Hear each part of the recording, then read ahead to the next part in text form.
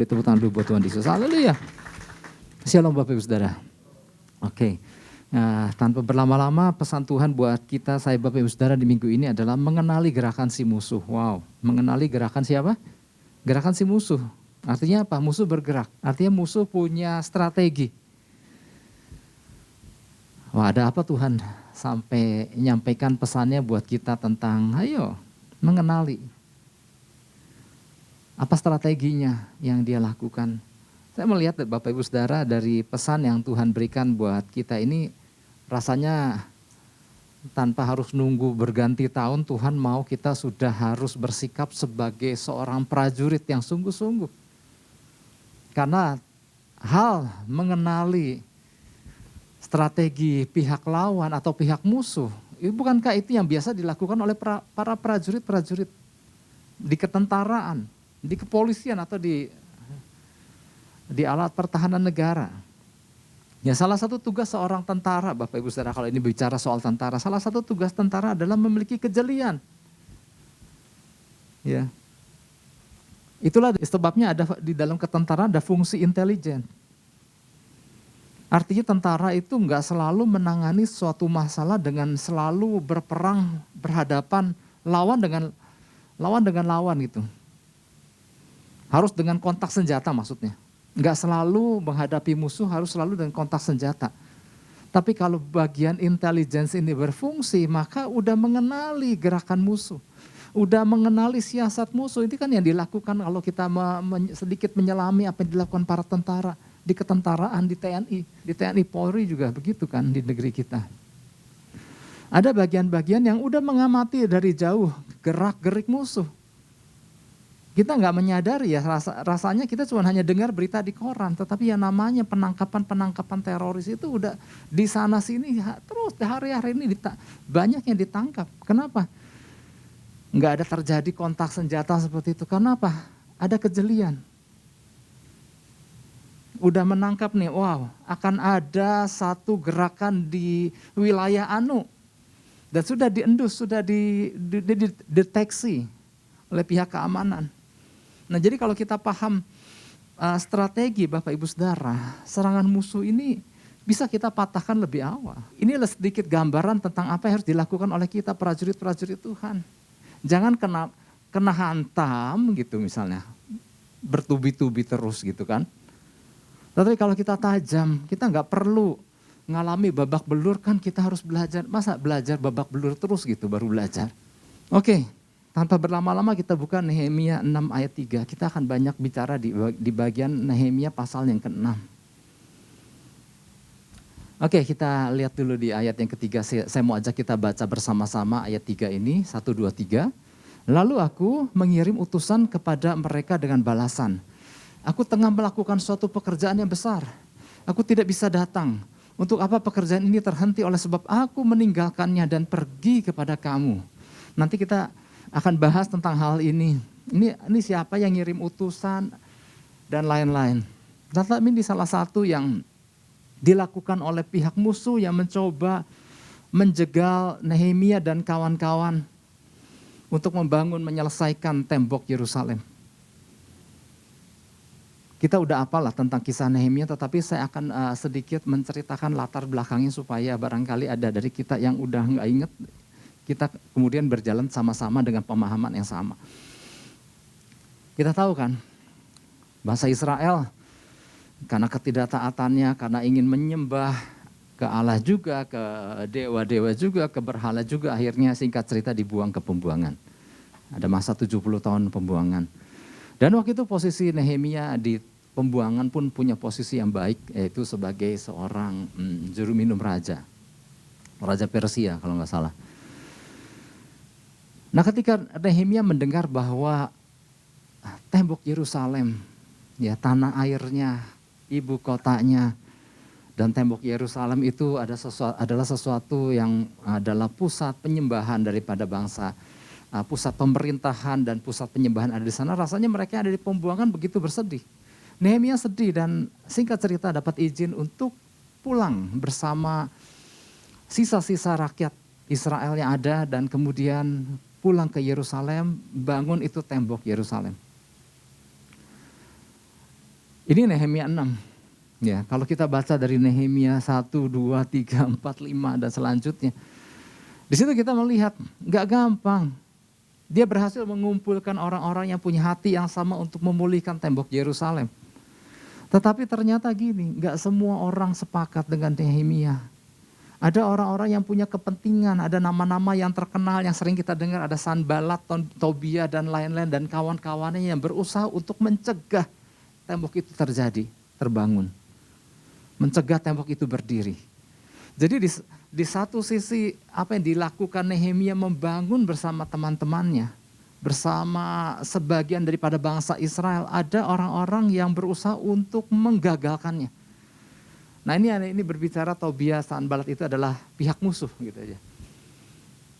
Karena mereka punya kepentingan di sana. Waduh, kalau sampai jadi nanti Nehemia menjadi terkenal, rakyat Israel menjadi sejahtera, dan waduh dia mengalami kerugian-kerugian dan itulah sebabnya dia gagal, mau coba untuk menggagalkannya. Makanya kalau kita pelajari, kalau kita baca dari pasal-pasal sebelumnya kan ada berbagai strategi sampai pernah ya mereka menyerang dengan fisik untuk menggagalkan proyek pembangunan tembok itu. Sampai-sampai kan di pasal-pasal sebelumnya kan bangsa Israel di satu sisi pegang alat-alat pertukangan, di satu sisi tangannya pegang pedang gitu. Saking apa? Ada musuh yang mencoba menggagalkan, tetapi itu gagal semua pihak musuh. Sampai akhirnya masuk pasal 6 udah hampir jadi. Tinggal beberapa pintu gerbang aja belum terpasang. Nah ini membuat musuh juga nggak tinggal dia meningkatkan eskalasi penyerangannya, tapi dengan strategi yang berbeda. Nah, strategi yang kali ini yang dilakukan oleh pihak musuh ini berbeda. Mereka pakai cara-cara yang dalam tanda kutip cara-cara halus. Nah, di sini kita akan belajar Bapak Ibu Saudara. Kalau musuh datang nyerang, orang bisa ngelihat ada yang menyerang bawa senjata, tetapi cara yang digunakan kali ini yang perlu kita pahami Bapak Ibu Saudara sebagai orang-orang percaya. Dan Nehemia punya ketajaman untuk itu. Kenapa sih Nehemia sampai perlu dicegah? Karena Nehemia kan di satu sisi adalah seorang pemimpin. Dan musuh tahu kalau Nehemia lemah, maka lemahlah seluruh bangsa Israel. Jadi ketika Nehemia kecil hatinya, maka kecil hatilah pula seluruh bangsa Israel. Ya. Jadi ketika pekerjaan ini harus diselesaikan, ini musuh nggak tinggal diam. Ini gambarannya adalah gini Bapak Ibu Saudara, sama dengan apa yang kita kerjakan orang-orang percaya hari-hari ini. Apa yang kita bangun? Ada musuh, pihak musuh yang nggak tinggal diam. Dengan berbagai caranya ingin menjegal supaya apa? Yang pasti supaya orang-orang percaya, anak-anak Tuhan nggak berhasil membangun sesuatu yang Tuhan kehendaki mereka bangun. Itulah sebabnya kenapa kita ada di bumi ini, karena sebuah rencana Tuhan. Nah waktu kita membangun sesuai dengan apa yang Tuhan kehendaki, percayalah bahwa ada pihak musuh yang nggak tinggal diam dan dia bisa pakai siapa aja untuk menggagalkan rencana Tuhan yang sedang dilakukan oleh orang-orang percaya. Nah ini menjadi pesan Tuhan. Tuhan memperingatkan kita sebagai orang percaya untuk berhati-hati terhadap segala tipu muslihat si jahat. Kita dipanggil untuk melakukan pekerjaan Tuhan, katakan amin. Dan pekerjaan Tuhan itu nggak selalu judulnya berupa tugas pelayanan formal di gereja, nggak selalu itu namanya. Bisa seperti itu, lalu apa lagi? Atau sesuatu yang kita bangun secara nggak langsung, tapi merupakan sebuah kehendak Tuhan. Makanya untuk keluarga, rumah tangga kan ada persiapan pernikahan dengan sungguh-sungguh. Itu adalah yang Tuhan kehendaki.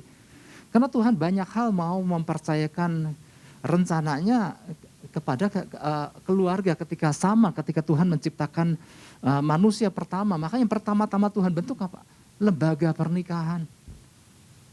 Nah ketika kita mempersiapkan segala sesuatu dengan baik, itulah sesuatu yang dikehendaki Tuhan. Waktu kita membangun keluarga, mendidik generasi penerus dan lain-lain. Nah ini kita artinya gini, kita sedang membangun sesuatu yang dikehendaki Tuhan. Lalu apa lagi? Termasuk pekerjaan-pekerjaan yang kita lakukan di marketplace. Mungkin Bapak Ibu Saudara ada pekerjaan, ada usaha yang dilakukan di marketplace yang judul profesinya bisa apa aja. Tetapi sejauh itu memuliakan Tuhan dan menghadirkan kerajaan surga, itu pekerjaan Tuhan. Itu artinya kita sedang membangun sesuatu untuk keuntungan kerajaan surga. Nah, hal-hal itu waktu kita membangun, ada pihak musuh yang gak akan tinggal diam. Sama seperti yang dilakukan Nehemia. Nehemia membangun tembok Yerusalem. Nehemia nggak sedang berkhotbah dengan sebuah mimbar kan waktu dia membangun tembok Yerusalem. Tapi apa yang dia lakukan adalah sesuatu yang dikehendaki Tuhan. Untuk itulah Nehemia diutus kembali ke Yerusalem, bangun itu tembok. Nah, segala itulah yang dikatakan pekerjaan Tuhan. Apapun yang disebut masuk kategori pekerjaan Tuhan. Ingat, ada musuh yang mencoba menggagalkan dengan berbagai cara, dari cara kasar sampai cara halus. Nah, itulah yang dibutuhkan ketajaman dari setiap kita, anak-anak Tuhan, orang-orang percaya.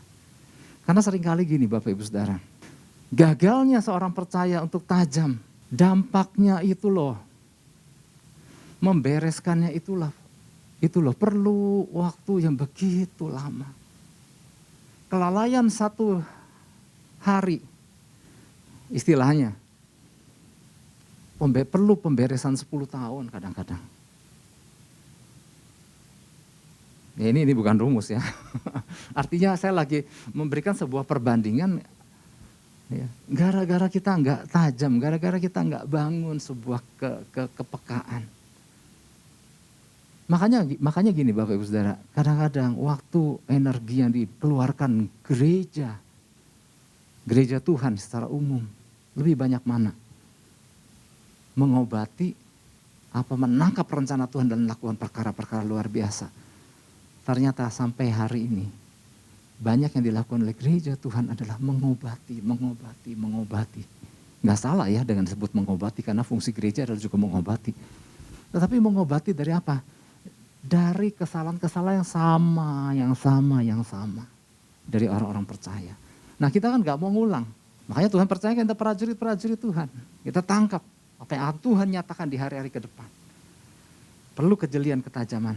Ya. Salah satu alasan banyak orang percaya nggak bisa bergerak, nggak efektif dalam panggilan mereka adalah karena mereka nggak menyadari strategi musuh dan nggak tahu bersikap benar akhirnya. Kita akan melihat banyak dari strategi yang dilakukan musuh melalui kisah Nehemia.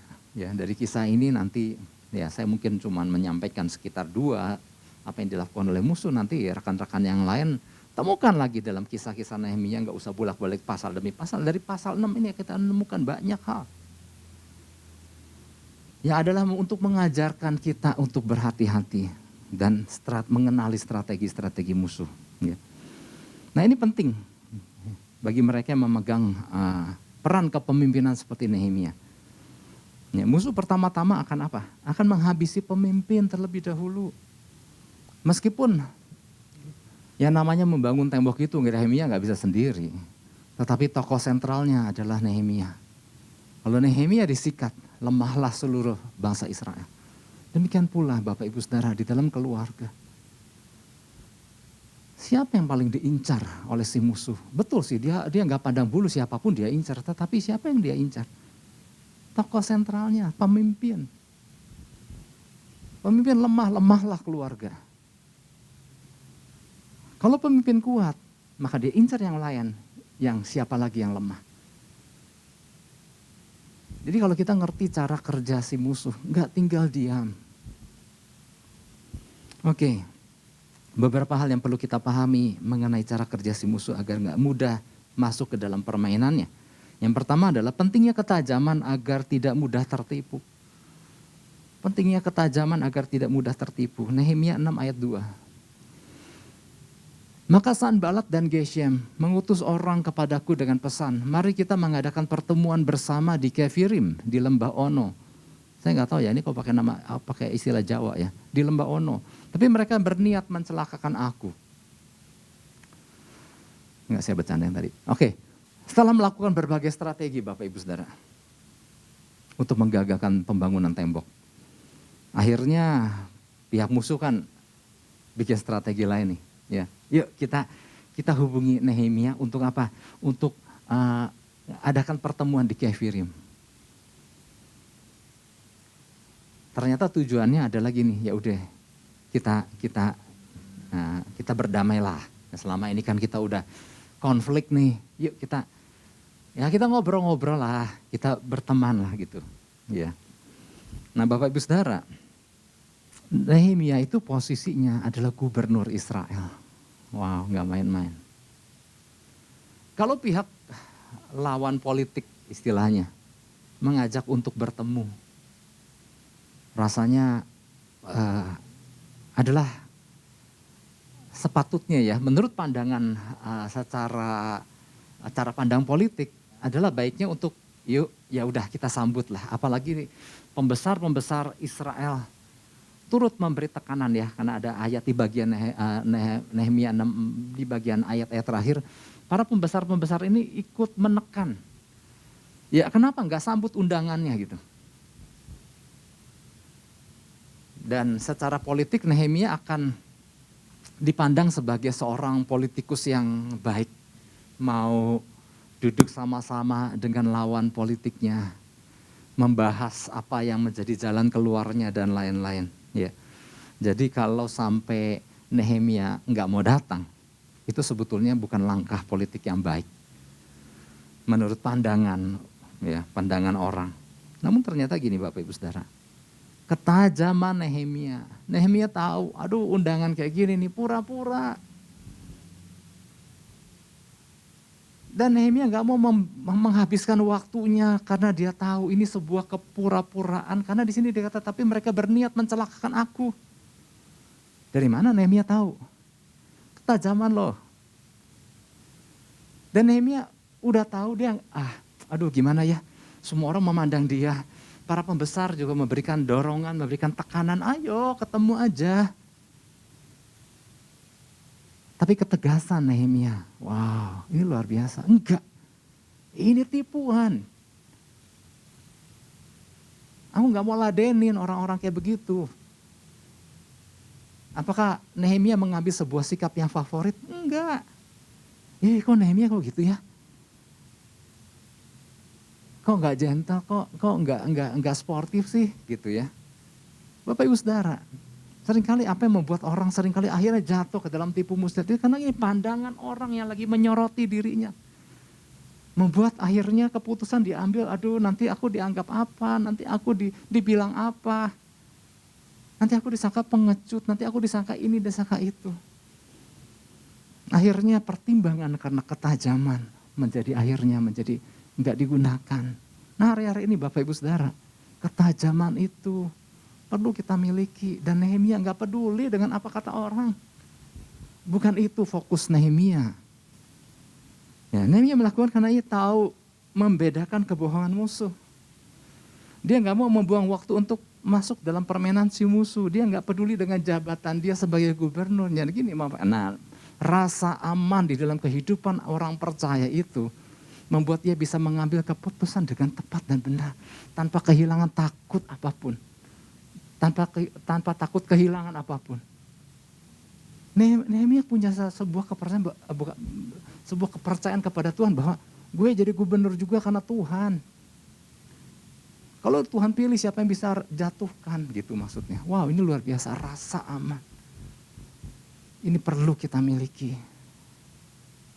Gak takut kehilangan, kalau Tuhan udah angkat aku, gak ada yang bisa rendahkan aku.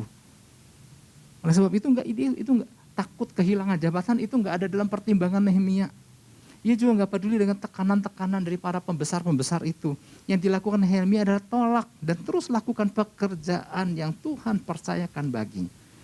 Ini tembokan mesti selesai, tinggal dikit lagi. Nah musuh kan, wah gimana caranya supaya jangan selesai. Seringkali begitu mudahnya fokus orang percaya teralihkan oleh sesuatu yang kelihatan baik. Dia nggak ingin namanya jadi buruk apabila nolak. Ya. Nah, oleh sebab itu ketajaman dan ketegasan itu penting dimiliki oleh orang percaya.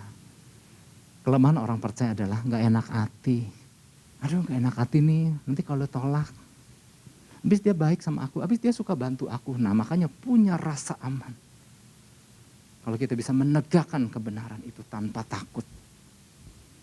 Makanya Yesus Bapak Ibu Saudara, ketika berhadapan dengan orang-orang Farisi yang, ya ampun kita tahu sendiri lah gaya orang Farisi itu kan. mencoba menjebak Yesus. Mereka adalah orang yang dipandang sebagai warga terhormat di masyarakat Israel. Tapi buat Yesus nggak peduli. Maka Yesus dengan tegas-tegas berkata, iblislah yang menjadi bapakmu karena kamu ingin melakukan keinginan-keinginan bapakmu. Ia adalah pembunuh manusia sejak semula dan tidak hidup dalam kebenaran. Karena apabila ia berkata dusta, ia berkata sekendaknya sendiri karena dia pendusta dan bapa segala dusta. Yohanes 8 ayat 44. Yesus mengenali maksudnya ini orang-orang Farisi ini gitu. Dan dia gak takut. Posisinya menjadi semakin sulit kan ketika dia berhadapan dengan orang-orang Farisi. Makanya yang nyalibkan juga kan kalangan-kalangan itu semua. Gak peduli. Karena Yesus tahu ini gerak-geriknya, mau macam-macamnya, Yesus mengenali. Nah, ini penting untuk kita pahami karena musuh selalu berusaha nipu kita, Bapak Ibu Saudara. Banyak cara lah ya. Dia berbohong kepada banyak orang Kristen, dia banyak berbohong kepada orang percaya tentang identitas. Iya kan? Salah satu yang diserang oleh si musuh adalah identitas orang percaya. Kalau benar-benar Yesus adalah Bapa kamu seperti yang sering kali kamu katakan, mana buktinya? Kok hidup kamu kayak begini? Nah, orang percaya kalau dikatakan oleh si pihak lawan tentang hal itu, lemahlah. Aduh, gimana ya? Bukan itu standarnya. Kalau standarnya adalah tentang berapa banyak dan berapa besar yang kita miliki. Bagaimana dengan pelayanan Paulus? Bagaimana dengan pelayanan Yesaya? Bagaimana dengan pelayanan Nehemia? Bagaimana pelayanan Yesus sendiri? Kalau patokannya mengikuti patokan apa kata mereka. Karena kalau kita tahu kebenaran Tuhan mempercayakan masing-masing setiap kita menurut kesanggupannya. Sehingga kita bisa berjalan dengan kepala tegak tanpa rasa malu dan minder. Ya seberapapun yang Tuhan percayakan. Tuhan bagian kita kan memang terus berjalan maju. Dan Tuhan bisa percayakan lebih dan lebih lagi. Yang setuju katakan amin. Itu satu hal ya. Berbohong kepada banyak orang tentang identitas. Lalu apa? Iblis. Artinya ini kalau bilang si iblis bisa pakai siapa aja gitu kan ya. Musuh berbohong tentang masa depan. Aduh udah kayak begini mah masa depannya susah. Model kayak kamu mah aduh susah maju. Nah kita kalau dikatakan orang kayak begitu jangan jadi kecil hati. Oh enggak, bersama Yesus akan aku lakukan perkara-perkara yang gagah perkasa. Aku punya janji Tuhan yang luar biasa. Wow luar biasa. Kalau udah kejadian rusak ini mah udahlah, udah gak bisa maju lagi lah model kayak kamu mah. Oh jangan percaya dengan kebohongan itu. Kalau kita mau move on bersama Tuhan. Kalau Tuhan buka pintu gak ada yang bisa tutup. Katakan amin atau. Nah kita beri tepuk tangan buat Tuhan Yesus. Haleluya, haleluya. Musuh juga berbohong tentang bagaimana mereka harus berpikir dan apa yang harus mereka kenakan. Nah ini kadang-kadang kan salah satu yang menjadi anak-anak Tuhan, orang-orang percaya kadang-kadang gampang ketika apa? Disandingkan dengan kemegahan dunia dengan wah dunia trendy banget. Apa kita gak bisa trendy Bapak Ibu Saudara? Cuman gini kan kita tahu ada koridor-koridor kebenaran. Kamu mah gak pakai tato, kamu gak kayak kita. Kita pakai tato, kita merokok, kita ngobat, kita minum. Kamu kalau gak bisa kayak gitu, kamu gak bisa ikut kita deh. Kamu mah rada kampungan gitu ya. Terus ya aku kok gak bisa ikut.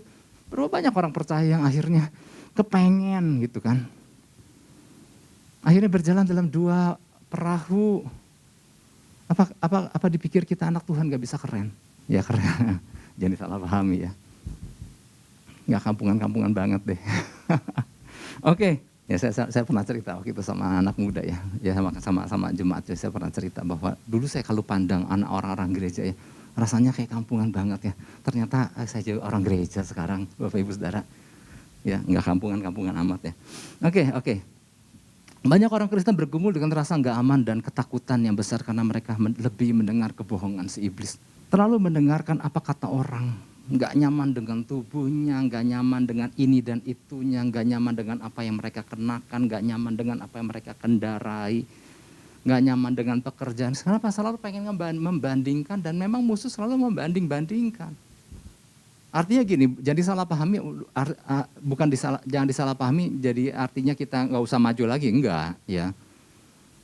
Terus kita berjalan bersama Tuhan, janji-janji yang dahsyat Tuhan bawa kita makin naik bukan turun menjadi kepala dan bukan menjadi ekor.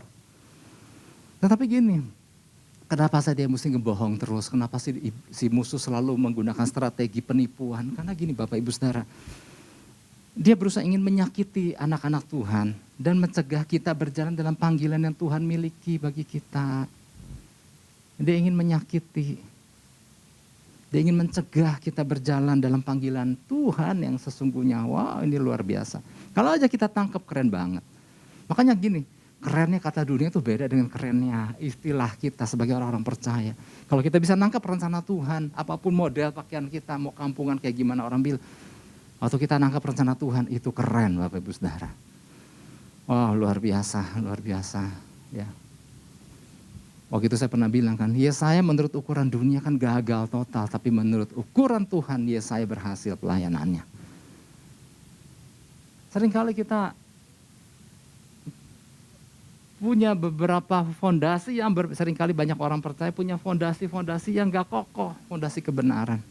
Sehingga mudah goyah. Oke, Nehemia kita belajar ya, dia dapat mengidentifikasi kebohongan si musuh. Yang kayak gini mau bohong lah, undangan-undangan kayak gini. Enggak, aku fokus sama apa yang Tuhan percayakan.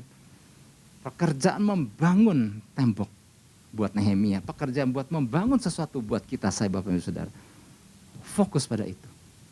Sebenarnya sih panjang nih, apa yang harus kita lakukan supaya dapat memiliki sebuah ketajaman. Ya, oke, secara simpel lah, kita udah sering ya.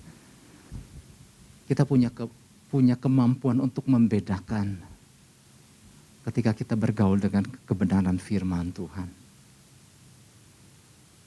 Ketika kita membangun hubungan, nah makanya kalau saya ngomong hubungan teh jangan selalu tuh Pak Isat itu ngomong teh hubungan aja sama Tuhan, hubungan sama Tuhan. Kalau hubungan sesama dia nggak pernah bahas. Gimana dengan aku gitu. Ya utama bangun, kita kenal, maka kita tahu apa yang sesama kita lakukan. Ketajaman-ketajaman itu.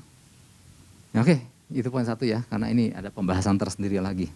Nah, kita udah sering dengar lah, nanti bosan lagi. Oke, yang kedua, pentingnya persistensi. Karena musuh pun gak kenal nyerah. Kadang-kadang gini Bapak Ibu Saudara, ada istilah gini, musuh lebih tekun daripada orang percaya. Kalau kita lihat contoh-contoh nanti akan saya paparkan. Musuh gak pernah nyerah. Kalaupun dia gagal waktu berhadapan dengan Yesus, mencoba Yesus. Apa dia, susah lah, Yesus mah susah lah, udahlah. Teman-teman, friend, kita jangan lagi coba Yesus. Enggak. Dia bilang nanti tunggu waktu yang terbaik. Kadang-kadang, seringkali sih, bukan kadang-kadang. Banyak orang percaya, kalah tekun. Musuh gak pernah capek. Gak sedikit orang percaya capek. Musuh persisten, orang percaya kalah persisten kadang-kadang.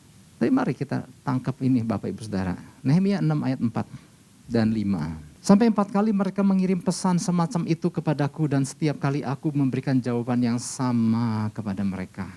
Ayat 5. Lalu dengan cara yang sama untuk kelima kalinya Sanbalat mengirim seorang anak buahnya kepadaku yang membawa surat yang terbuka.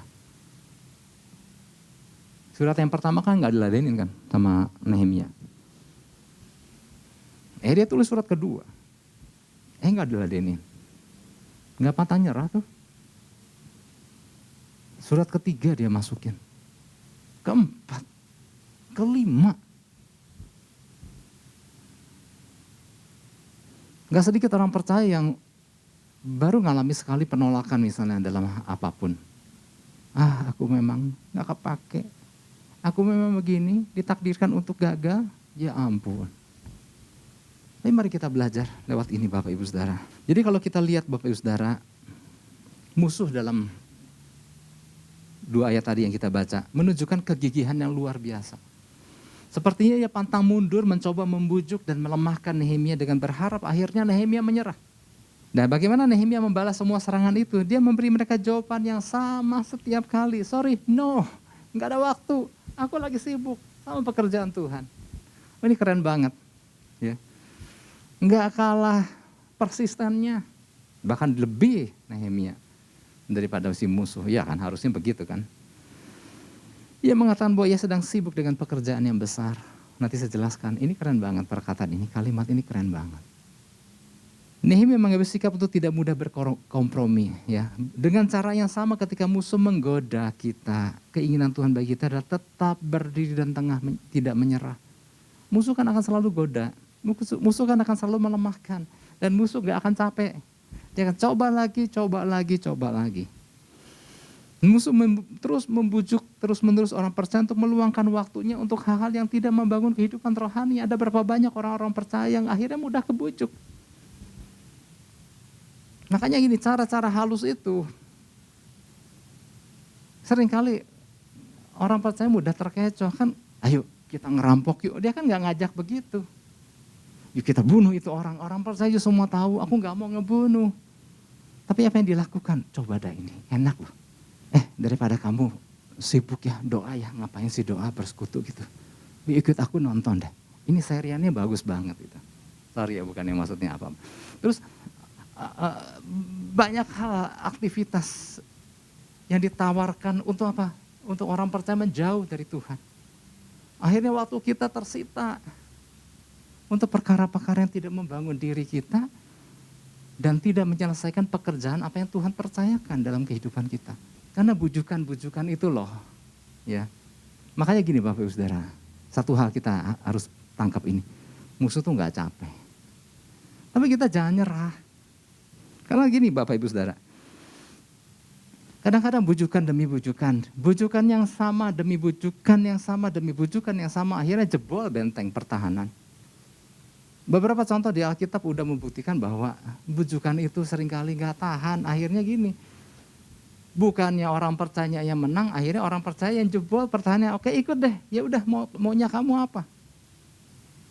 Oke, kalau kita dengar kisah Simson dan Delilah, akhirnya kan yang jebol Delilahnya apa sih Simsonnya? Pertahanannya maksudnya.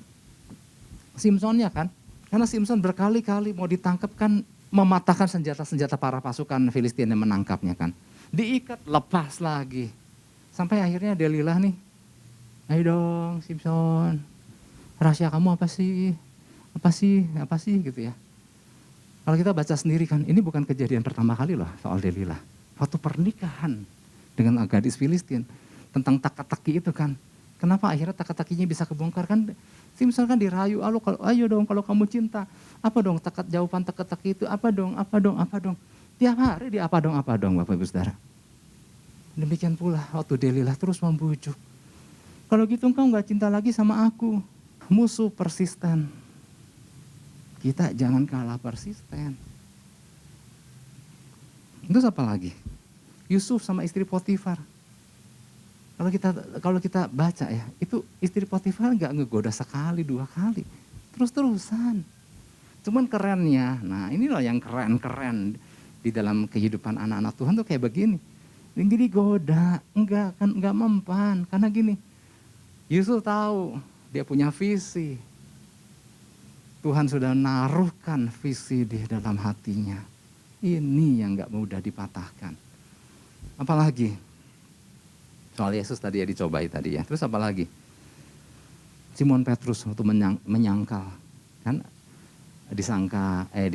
ditanya, kamu kan kena temannya kan? Kamu kan bagi pengikutnya kan? Enggak. Sekali, 2 kali, 3. Kalau kita perhatikan, lihat. Rasul Paulus juga waktu sampai di Filipi kan ada perempuan tenung kan yang lagi terus memuji-muji Tuhan. Itu kan gak sekali. Terus muji, wah keren nih, hebat Tuhan yang dipakai, yang diurapi dan lain-lain. Ketajaman Paulus. Nyakau di dalam nama Yesus Kristus. Ketajaman itu loh. Tetapi maksudnya dalam poin yang ini adalah gini. Musuh akan terus menerus. Jangan kalah persisten. Bagaimana dengan kita orang percaya? Kalau musuh aja bisa terus. Ya. Satu hal ya. Kalau kita buka Nehemia 6 ayat 3. Ya ini kuncinya sih. Yang tadi saya sempat singgung tadi. Lalu aku mengirim utusan kepada mereka dengan balasan. Nah ini nih jawaban Nehemia ini keren banget. Aku tengah melakukan suatu pekerjaan yang besar. Aku tidak bisa datang. Aku sedang melakukan pekerjaan yang besar. Sejauh mana kita memandang apa yang Tuhan percayakan. Yang menurut dunia mungkin hal kecil. Seberapa kita orang percaya menganggap itu sebuah pekerjaan besar. Yang Tuhan percayakan sama kita, saya Bapak Ibu dan Saudara. Seringkali bujuk rayu orang-orang, pihak lawan dan siapapun yang dia bisa pakai. Seringkali kita keburu lemah ketika apa sih yang kamu kerjakan? Cuman begitu-begitu aja kok gitu. Oh enggak, aku sedang melakukan pekerjaan-pekerjaan besar, sesuatu yang Tuhan percayakan dalam kehidupanku. Apakah apapun itu namanya yang dijuluki oleh orang-orang di luar sana. Tapi buat aku itu sebuah pekerjaan yang besar yang sedang Tuhan percayakan dalam kehidupan aku. Aku fokus dengan apa yang Tuhan percayakan, enggak mudah goyah. Karena gini, apa yang membuat orang percaya mudah goyah? Ketika dia sendiri enggak menganggap itu sebuah pekerjaan besar. Kejadian pasal pertama waktu Tuhan mempercayakan rencananya, Tuhan membentuk sebuah keluarga, itu pekerjaan besar. Tapi seberapa banyak orang enggak menganggap itu sebuah pekerjaan besar. Seberapa banyak orang percaya enggak menganggap itu sebuah lembaga yang indah, yang dahsyat. Cara pandang kita. Nehemia, bata demi bata disusun demi susun. Orang bisa berkata, ya ngapain lu Nehemia jadi tukang tembok begini gitu. Enggak, aku sedang melakukan pekerjaan yang besar yang Tuhan percayakan dalam kehidupanku. Kegagalan orang percaya. Bukan karena musuh, betul sih musuh enggak ada capeknya. Tapi bukan ditimpakan kepada, ya gara-gara musuh sih, enggak. Gara-gara kita turut memandang seperti apa yang musuh pandang tentang apa yang Tuhan percayakan buat kita. Itulah seringkali kegagalan dialami orang percaya. Dianggapnya ibadah adalah sesuatu yang rendah. Mendingan aku lakukan kerjaan yang lain, lebih menguntungkan, menghasilkan uang. Seringkali kan ada cara pandang yang salah tentang sesuatu yang indah, yang dahsyat yang Tuhan percayakan. Pelayanan enggak deh, aku lagi nggak mau melayani, nggak mood gitu kadang-kadang ya. Kenapa nggak memandang bahwa itu sebuah tanggung jawab yang indah, yang besar yang Tuhan percayakan buat setiap kita orang-orang percaya. Nah Nehemia, sederhana apapun yang dikatakan orang, buat Nehemia itu pekerjaan besar. Aku nggak mau disibukkan dengan undangan-undangan yang receh kayak gitu. Nah inilah Bapak Ibu Saudara, dua hal minimal ya yang kita boleh dengar pada pagi hari ini. Nanti rekan-rekan yang lain akan menyampaikan strategi-strategi yang lain. Kadang Bapak Ibu Saudara saya mau tutup dengan ini, kadang menghadapi si musuh nggak selalu kita harus berkonfrontasi, mengeluarkan segenap energi untuk melawannya. Yang dibutuhkan adalah ketajaman di dalam mengenali dan bertindak tepat dalam mematahkan strateginya. Nah prajurit-prajurit yang berfungsi dengan baik, paham hal ini. Yang ngerti katakan amin. Beri tepuk tangan buat Tuhan Yesus. Haleluya.